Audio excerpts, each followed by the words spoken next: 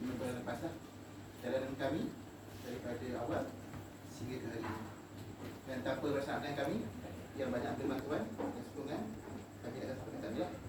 Dan untuk yang first malam ni, saya serahkan dulu kepada bisa bahasa saya sebab dia yang terima kasih untuk Alhamdulillah, hebat, saya hebat, kami hebat, semua hebat. Alhamdulillah hari ini kami berada di sini. Apa nak di-share? Kan Abang Lee kata share lah perjalanan dalam bisnes MBA ni. Ada yang nak dengar tak? Siapa yang belum masuk NDT? Ada tak? Oh, ramai. Tanya-tanya untuk yang hadir hari ni. Yang belum, terutamanya yang belum masuk NDT. Okey, untuk yang lain pun sama, tanya kena konsisten hadir house meeting. Okey. Saya nak share sikit lah tentang perjalanan kami buat MBA. Dah masuk tahun kelima. Sedar tak sedar, Balkis tu dah darjah 4. Anak saya kan. Dulu masa buat MBA dia 5 tahun. Sekarang dah darjah 4. Betul kan? Betul. Okey. Okey. Pada mulanya saya beli periuk Nokza. Siapa yang mula-mula dia beli periuk Nokza sebab dia daftar MBA sebab beli periuk Nokza? Siapa kat sini? Ada sama kan? Beli periuk Nokza masa tu 4 kali bayar. Sebab saya tengok iklan kan, upline saya masa tu dalam grup NGO datang kejap-kejap periuk Nokza, kejap periuk Nokza. Kita ni tak tahan jugalah walaupun bukanlah pandai masak sangat. Tapi sebab nampak periuk tu hebat, kita beli periuk Nokza 4 kali bayar. So secara rasminya menjadi ahli MBA. Apa MBA? Tak tahu apa. Yang penting periuk dapat. Periuk dapat, masak tu belum tentu. Masa tu lah kan. Selepas tu saya beli deodoran. Siapa dah pakai deodoran dekat sini? Semua ada ketiak? Kan? Siapa yang belum pakai deodoran, kena pakai deodoran. Sebab deodoran memang antara produk yang sangat-sangat best. Kita semua ada ketiak, memang kalau kita hadir house meeting memang wajib kena pakai deodoran. Boleh? So siapa yang belum pakai, lepas ni terus pergi beli. Bukan hari ni lah, esok. Okey. Online. Kan? Okey, lepas tu denang-denang saya tak ada apa-apa. Macam biasa je lah, kita lalui perjalanan macam biasa. Sampailah saya punya upline buat kelas roti. Saya ni memang dah dalam fikiran masa tu 2015, 2017 aku nak berhenti kerja. Sebab apa? Sebab kerja saya seorang database engineer, memang kerja saya malam. Kerja saya berjaga malam, Jumaat malam selalu kena stay back. Anak saya yang bosud, nombor 2 orang je kan. Anak saya yang nombor 2 tu 4 bulan dah saya hantuk ke office, tidur kat office dengan Helmi dengan husband sekali. Saya hantuk tidur dekat office. Okey tak? Okey. Sebab itu kerjaya saya kan. So dia sangat support saya punya kerjaya. Saya memang suka sangat jadi database engineer. Itu memang saya dengan komputer, saya rasa memang saya sangat suka dengan komputer, benda-benda yang berkaitan dengannya kan. Tapi sampai satu tahap, hari-hari anak saya jadi orang last balik daripada taska. Okey tak? Okey. Mak Ayah dah nak alami pengalaman. Memang sangat tak okey. Hari-hari balik last daripada taska, dia mengamuk tak? Mengamuk kan? So kita mengamuk tak? Confirm mengamuk. Siapa yang tak mengamuk tu memang betul-betul ibu solehah. Tepukan untuk kami sendiri. Kita letih, balik anak letih kan. So saya pun mengamuk. Hari-hari mengamuk, saya rasa benda ni tak boleh bertahan sampai akan datang. So saya decide saya nak berhenti kerja bila Balkis, anak saya yang pertama, masuk darjah 1. Masuk kelas Cikgu Yuzi, Cikgu Yuzi selepas tu borak-borak dengan dia offer jadi cikgu. Allah. Sama tak bidang dia? Tak sama. Tapi satu je. Balik rumah, Helmi kata sedap roti ni. Husband puji okey tak? Okey. Siapa kat sini yang masuk jadi cikgu roti? Datang kat sini belum masuk editing tapi melalui kelas cikgu roti. Semua. Yang baru ni pun sama. Tepukan untuk anda semua, kita serupa. Jalan kita serupa. Semua masuk melalui kelas roti. Dan ditawarkan jadi cikgu roti. Saya terima saja cabaran tu sebab saya nampak Saya tak nampak apa pun lagi sebenarnya. Tapi saya just terima saja. Saya just ambil cabaran tu. Boleh ke tidak aku jadi cikgu roti? Dan lepas tu macam mana titik tolak ni start dengan MW ni? Bila mana satu hari apa yang saya buat jamuan raya. Jamuan raya. Buat jamuan raya, so kami pergilah. Pergi kan. Pergi jugalah. Dah dijemput beberapa kali pergi. Bila pergi tu, masa tu lah kami pertama kali berjumpa dengan FADC, Syarul Fahmi dan Mazliatun. Beliau ada dekat rumah. Apa yang kami, Safan dan Yuzi semasa itu ya. So, ingat kan? Yelah jamuan raya. Makan-makan lah. Borak kat luar kejap kan. Lepas masuk dekat luar tu, dekat luar tu tempat lelaki makan kan. Lepas tu dibawa ke dalam. Bawa ke dalam, buka bom. Sama tak? Lepas tu buka marketing plan. Itu jalan cerita dia. Itu kali pertama kami didedahkan dengan MW. Faham tak? Tak faham. Tak faham. Datang nak makan raya, nak makan jamuan, dah makan dah. Tiba-tiba dia ceritakan tentang MW. Memang tak faham. Dan kami si aju lagi, kami ingat lagi masa tu, kenapa untuk runcit kata dia darab 3.1? Konon pandai kan? Banyak kali tanya soalan tu dekat FADC. Saya ingat lagi masa tu sebab saya tak puas hati kan? Saya tak faham keseluruhan, tapi saya nak tahu yang tu je. Lepas bincang-bincang semua, tapi FADC seorang yang sangat hebat. Kita tak faham apa pun, tapi dia punya aura dia tu kan? Boleh membuatkan kita minggu depan ni ada MTS. Saya syurkan Kak Juni masuk ni. Kalau Kak Juni nak, boleh saya sudah daftarkan. Kita tu, okey boleh. Macam kena jampi kan? Kena jampi. Satu sepukan untuk FADC Syarul Fahmi. Sebab beliau bagi saya aura dia. Bila dia bercakap apa semua kan, saya pun tak faham lagi masa tu. Saya just follow. Dia suruh pergi MBS, okey. Helmi tak join. Tapi Helmi okey bila saya kata abang jom kita tidur rumah adik dia dekat Puchong. Sebab masa tu MUS dekat Tabung Haji. Tepukan dulu untuk Helmi walaupun dia apa semua dia tak faham. Tapi dia seorang yang sangat support kan? Sayang bini kan? Sayang bang. Okay. So saya pergi dengan Apnai jemput dekat rumah adik tu. Kebetulan kami duduk, datang lambat, duduk di depan sekali. Saya tak ingat sharing yang lain, tapi saya teringat orang beratur naik atas pentas, go producer, sikit-sikit kuncinya apa kan? Tapi saya teringat satu je sharing Ilempang, Diamond Ilempang masa tu. Pasal ubat gigi, dia just ubat gigi sahaja dia boleh jadi diamond. Agak-agak kan? Kita ni kerja dah berapa tahun, kenapa tak jadi duit banyak macam dia? Dia jual ubat gigi je boleh jadi diamond. Tapi masa tu tercetus tapi saya masih belum nampak betul-betul. Sekali lagi Syarul Fahmi FADC memainkan peranan. Dia suruh saya masuk NDT. Apa yang saya suruh masuk NDT. Dan sekali lagi saya jadi macam orang yang okey, saya percaya dengan diorang. Saya percaya apa saja keputusan saya follow. Tak tahu NDT tu apa, so saya follow. Masuk NDT, okey Oji, masuk NDT. Jom masuk NDT, okey. Tepuk sekali lagi untuk NDT. Saya tak tahu apa, saya kata abang datang support sahaja. Memang dia support pun. Dia datang pakai t-shirt, pakai tahu ingat jeans ke apa, tas slipper kan. Bila sampai sana dia tahu tu MW. Kan? Dia tahu tu MW. Dan dia memang sangat-sangat macam apa? Menentang dalam diam. Menentang dalam Mr. Coolman kan, kalau dia menentang dia tak tunjuk. Kalau menentang dia tak tunjuk, dia menentang dalam diam. Masam dia muka main handphone kan. Tak apa, yang penting dia ada kat sebelah saya. Betul tak? Betul. Kita tepukan lagi untuk Helmi. Dalam NDT banyak benda yang kita belajar. Dekat NDT lah saya faham apa dia MW. Dan diterangkan sekali lagi, yang saya dah belajar FADC Syarul Fahmi dah explain masa jamuan raya tu. Diterangkan sekali lagi marketing plan, produk. Dan yang paling best sekali yang saya sangat nervous setiap minggu, apa dia? Ucapan. Saya bukan jenis orang yang pandai bercakap kat depan macam ni. Kalau dulu masuk meeting kena bagi sikit saja darah dah naik kat kepala. Siapa sama macam saya? Hebat, semua tahniah untuk tahniah untuk semua. Saya memang tak boleh. Dalam meeting suruh bercakap kan, suruh bagi pendapat je pun, bukan suruh present ke apa ke. Memang jenis dah darah gemuruh. Tapi NDT lah yang membentuk saya. So hari ini saya boleh bercakap depan tuan-tuan dengan puan-puan sekalian.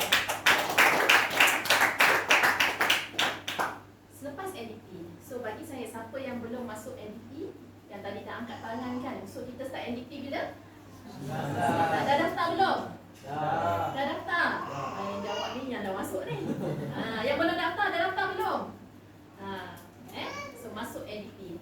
Dalam NDT, house meeting kita dah datang, tapi kalau kita tak house meeting kita dah datang, tapi kita tak lengkapkan dengan NDT, perjalanan tu macam tak lengkap. So daftar, masuk NDT, susun perjalanan macam mana kita pergi ke NDT nanti. InsyaAllah dekat NDT selama 8 minggu tu banyak yang akan kita pelajari. Dan sebab NDT jugalah yang membuatkan kami stay di dalam bisnes ini sehingga ke hari ini. Okey, NDT dah sudah dan kita kena commit house meeting. Masa NDT kita pergi house meeting. Kami berdua memang saya kata tadi kami hanya tahu komputer. Amway kami tak tahu. Bisnes kami tak tahu. Kami keluar NDT 3%. Okey tak? Okey. Okey. Sedangkan grup kami ada civil producer. Kat depan tu ada girl producer. Stres. Bukanlah stres. Macam mana dia orang buat Macam mana dia orang buat? Macam mana dia orang boleh dapat 12%? Macam mana dia orang boleh dapat 11%? Saya rasa macam tak puas hati. Setiap kali house meeting, lepas NDT kami tetap komit dengan house meeting. Setiap kali datang house meeting, saya akan bertanya kepada upline, saya akan bertanya kepada leaders yang sama-sama dengan kami NDT tapi dah 12%, yang dah 15%. So kami akan sentiasa bertanya kepada mereka, macam mana nak buat 12%? Macam mana buat 12%? Betul tak? Sebab kita tak tahu.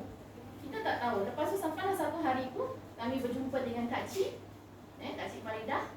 Julie kena berani. Dia tak cakap tapi macam tu. Saya dulu memang saya nak cakap dengan Kak Cik ni. Orang kata saya garang kan. Tapi dulu pun saya takut dengan Kak Cik. Saya rasa Kak Cik garang dulu lah. So tapi bila kali pertama dapat jumpa dengan Kak Cik tu macam dah pecah tembok. Dapat jumpa Kak Cik tu macam dapat bercakap. Macam satu halangan besar dah dirobohkan. So bila Kak Cik bagi beritahu saya, Julie kat office, jangan takut nak share, jangan takut nak bercakap. So saya bercakap, saya start share. Deodorant, Alano, semua benda-benda yang kecil macam tu. So alhamdulillah, kami datang house meeting dan kami amalkan. Memang kami sentiasa bertanya pada upline, bertanya kepada leaders yang dah meningkat macam mana untuk buat 12%, dan kami keluar NDT Februari 2016, April kami capai 12%. Dan seterusnya Mei kami capai 15%. Kami buat saja. Saya buat saja. Masa tu saya masih lagi bekerja. Kelas roti tak tinggal. Sabtu Ahad buat kelas roti. Gaji masuk, yuran kelas roti masuk, bonus Amway masuk. Okey tak? Saya ada 3 pendapatan masa tu. Dan bila dah jadi macam tu, saya rasa lebih secure. Bila saya berhenti sahaja kerja nanti, saya dah ada benda nak buat. Saya tak payah goyang kaki.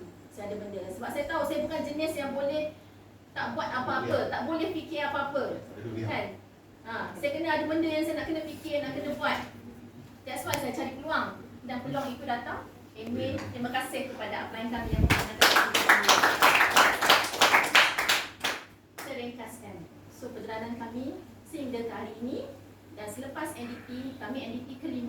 Bila kami ditawarkan untuk jadi petugas NDT ke-6, kami terus bertugas daripada NDT ke-6. InsyaAllah akan datang di NDT ke-17, kami tetap akan bertugas. Jadi bagi saya, untuk kita nak mencapai, untuk kita mendalami lagi bisnes ini, untuk kita mencapai sesuatu kejayaan, kita kena lagi banyak belajar. Antaranya macam mana kita komitmen kita dengan program. Bila komitmen kita dengan program, banyak tak kita belajar? TP, program Cikgu Roti, NDT dan program-program DD yang lain, kita sentiasa kena libatkan diri. Sebab daripada situ banyak proses pembelajaran akan berlaku dari segi ilmu faktanya, dari segi kita punya pembawakan diri kita. Banyak benda sangat yang kita akan belajar. habis NDT, habis semua sekali, dan kami bertahan, kami capai silver. Saya berhenti kerja Februari 2017. Masa berhenti kerja tu okey, dah berhenti kerja. Tapi takkan berhenti kerja tapi tak jadi silver, betul tak? Betul. So April kami capai silver. Betul. Bila dah nampak, bonus dah dapat. Yuran kelas roti masuk macam biasa. Masa tu terhenti dah satu income, iaitu income daripada pekerjaan. Tapi okey lah, saya dah ada 2 backup yang tadi yang saya usahakan sebelum tu, saya dah ada 2. Dan satu lagi saya ada lagi daripada suami saya. Okey tak macam tu? Dan seterusnya kami sentiasa sampai sekarang kami masih lagi hari house meeting macam ni. Kami masih lagi hari program. Sebab bagi saya antara macam mana kita nak mengekalkan motivasi kita, macam mana kita nak mengekalkan excitement kita dalam bisnes adalah melalui program-program yang seperti ini. House meeting setiap minggu, jangan tinggal. Cuba tak datang house meeting 2 minggu berturut-turut, apa rasa? Loss. Cukup, tak payah lama dah, seminggu pun. Seminggu, 7 hari tu tak datang satu house meeting pun, kita akan rasa loss. So, apa tak kisahlah kan. Cuba kita tanamkan pada diri kita, house meeting kita jangan tinggal. Dan satu lagi, kita semua ada apply, betul tak? So follow sahaja apa yang apply dah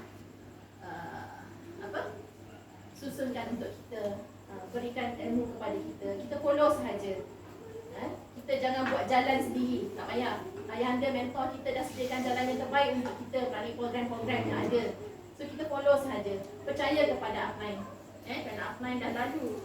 Keseluruhan jalan yang kita lalu, yang kita bakal lalu, upline dah lalu. Pengalaman mereka lebih luas. So dah 20 minit dah.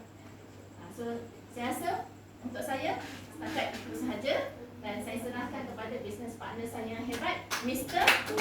Man.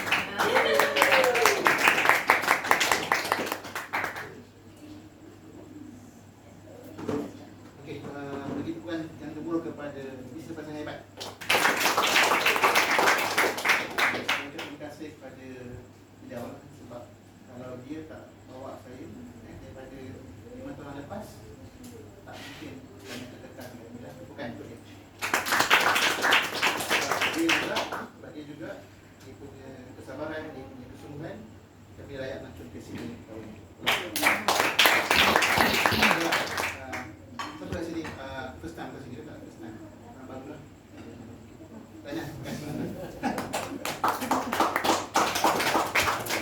Okey, dalam apa yang saya belajarlah dalam sharing way, business ni digunakan oleh golongan power. Perempuan yang start dulu. Siapa-siapa yang start ni, lelaki yang single macam Faiz dengan Mail yang hebat kau dengan dia. Kita awal-awal saya cari apa peranan lelaki, support saja. So saya ingat CDP last tu, saya negatif lagi. Siapa ingatlah kami berkami dekat abang ni, support saja. Support lah. Okey, support. Okey, support apa. Dan bila start mula apa ni program baru ni, apa peranan lelaki? Angkat apa lagi? Angkat isi. Bukan. Jadi driver. Bukan tingkat. Tingkat dalam tingkat 3. Sudah naik kan. Itu perintah awal. Benda tu kami ada dulu. Lelaki dulu ya. Dan bila benda tu kita ada, dan daripada tu kalau kita ada program, lelaki ni peranan dia lebih kepada macam jurugegas. Jurugegas tu. Itu peranan lelaki yang awal yang saya nampak. Maksud dia macam dekat teknikal lah, kita segi sebagainya, itu yang dekat awal. Kemudian bila lama-lama saya dah mendalami bisnes ini dengan saya hebat, bukan dengan saya dulu. Dan juga ada upline kami hebat tu kan. Kita punya lelaki, kalau saya nak rumuskan, kita adalah pasca. Mana pada selepas lah.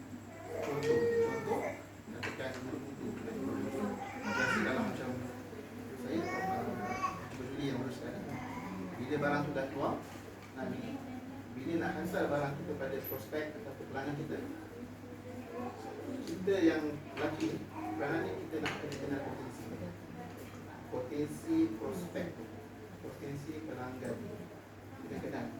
Sebab kalau melalui phone kita kenal tak ni? Kadang-kadang dalam phone okey, luar tak okey. Kerana dalam phone tak okey, tak okey. Itu kami dah nampak. So bila kita turun hantar barang tu, jumpa prospek tu, kita dah eye to eye. Sebab dalam mission team, dia kata ini adalah perhubungan. Kita bukan hanya menjual, tapi kita buat hubungan. Bila hubungan kita baik, dan kita percaya hubungan kita baik, dan kita akan jalinkan, betul kan? Okay, so bila kita dah turun ke rumah pelanggan, kita dah kenal peranan lelaki lah, kita lah lelaki ni, untuk kenal scan kuarter mas, scan kita punya prospek tu, potensi dia. Dan ayat dia sebut dia ada 5 ciri lah, 5 ciri prospek kan. Customer kalau kita tak boleh bertulis lah. Maksud kalau tengok ni, dia ada orang yang kita boleh pergi lebih jauh. Dan sebenarnya orang yang kita close kutu, contoh dia adalah jambatan kita kenal lebih jauh dengan kita. So yang pertama, dia berumur dalam 35 tahun ke atas. Kenapa 35 tahun? Pada umur tu dia dah matang lah, dia dah bekerja, dia dah ada family, dia dah anak, so 35 ke atas. So umur dia lah. Kalau terlalu muda pun boleh lah, tapi dia galakkan 35 ke atas tahun. Yang kedua, ada 5. Yang kedua, dia mesti berpasangan. Dia dah berkahwin. Sebab bisnes Airway ni bisnes suami dan isteri. Dia ada peranan masing-masing lah. Suami isteri pasangan dia, peranan dia, suami dia peranan sendiri. Okey, aku belum kahwin tu pasangan. Boleh ya? Alright. Yang ketiga, berdikari dan berdisiplin. Ini sangat penting. So, kalau dia wanita, kalau dia boleh gerak seorang-seorang, datang hospital, datang program, boleh maju, atau boleh hebat lah. Boleh tak saya datang seorang tak? Seorang perempuan, wanita. Ada? Datang seorang kan? Tak ada? Ada? Kan suami hantar? Sendiri. Kita bukan pada anda dulu. Okay. Yang keempat, dia berkemampuan. Okay. Dia kena berkemampuan lah. Maksudnya kemampuan dari segi keuangan sajalah. Kemahuan dia sejauh mana dia nak. Sebab MV ni dia keputusan. Kita yang nak mengubah dia kita. Keputusan. Dan yang paling penting adalah yang kelima adalah PMA. Dia nak PMA. Positive Mental Attitude. Maksud dia ada bukti mental baik. Contoh ciri ni, kalau kita pergi rumah dia, kita hantar barang tu kan. Bila kita nak sembang-sembang, kita nak balik tu, dia akan hantar kita sampai lagi. Bukan bapak kan. Pada sembilan kan. Dia akan ikut kita, selamatkan kereta kita. Itu dah satu ciri yang orang yang berpotensi untuk kita lah. 5. Okey. Dan itu kalau kita hantar barang. Yang kedua, kalau semasa kita buat program, contoh semua sini apa pernah buat kelas demo ke roti? Pernah? Pernah kan? Siapa pernah buat roti kelas demo? Pernah buat demo ada tak? Dia demo ni, kelas roti demo ni, bila kita buat demo, kita biasa-biasalah itu peranan kaum hawa lah buat demo. Bila dah habis ni, dah habis program tu, peranan kita adalah selepas kita nak kenal orang yang datang prospek datang tu, kita kenal dengan dia, duduk sembang dengan dia, kita nak kenal dia punya hati budi dia, nak kenal jauh, kita betul-betul kita boleh kenal, lama-lama kita kenal lah. Okay, orang ni berpotensi kita bantu. Bila kita dah bantu, kita kata okay, orang ni akak ni sangat potensi. Contoh pada dalam kelas kalau kita buat demo ni, orang tu pertama kita buat demo, dia akan datang aku tahu lah. Kedua, dia akan banyak tanya lah. Okay. Ketiga, dia akan start dengan barang tu. Ini untuk apa kan. Itu ada ciri-ciri lah yang kita nampak orang tu ada potensi. Bila orang tu dah dia duduk bersama-sama sembang tu, itu dah saat paling penting sekali. Masa kelas tu orang penting lah, MOT. Sebab kita ni MW ni kita nak bina networking. So orang yang kita jumpa masa kita keluar, masa kita sama-sama santai tu, itu orang kita akan kenal dia punya siapa dia ni, siapa orang ni, dan macam kita pergi jauh dengan dia. Mungkin lepas ni kita boleh buat contoh, pergi buat buat kelas demo kat rumah dia. Dia kecilan lah, dia panggil 2-3 orang, dia kira dia nak datang start sikit. Kemudian next step kita buat dekat taman dia besar, skala besar. Dalam taman-taman mesti ada orang yang positif. Sebab ayah saya kata MW ni adalah kualiti. Bila kualiti dia akan hasilkan sorry balik. MW ni maksudkan dia bukan kuantiti. Bila kuantiti dia akan hasilkan kualiti. So itulah dia punya kesimpulan dia. Jadi bila kita dah kenal potential kita nak grow, jadikan banner, kita dah kenal lah. Okey, mungkin orang ni contoh orang akan duduk dekat Puchong, kita jumpa kan. Dan kalau demo dah tak aktif. Kita berada di Puchong, panggil orang, kita kenal lagi mungkin ada orang ada punya kenalan lagi duduk area dekat. So kita itu dah cara dah. Kita kenal, kita besarkan hero kita, besarkan empire kita. Sebab bila kuantiti ramai, kita akan ada potensi, kita boleh nampak untuk kita leader. Itu datang leader kita. Dan daripada leader tu akan datangnya kita punya lead kita lah, DD kita. Dan senang saya lah yang akhir sekali, sebagai lelaki lah yang lelaki kat ramai sini kan, peran kita lah sebut kita support. Ada pasal support. Macam saya masa bekerja, saya buat business part time, saya support sebab saya lah hebat ni, support sebab yang saya mampu. Sebab kami ada matlamat lah. Matlamat saya nak bikin awal. Boleh tak? Sebab sekarang ni KP ni memang sangat mudah. Beberapa orang kena kerja kan, berapa ramai kan orang kena potong. So saya kena start. Kami ada impian, dengan matlamat kami untuk kami capai. Dan bila kami dah decide untuk capai, kami dah go for it. Okay. Saya rasa itu saja pesan saya yang pertama hari ini. Yang baik daripada Allah, yang lemah daripada penangan.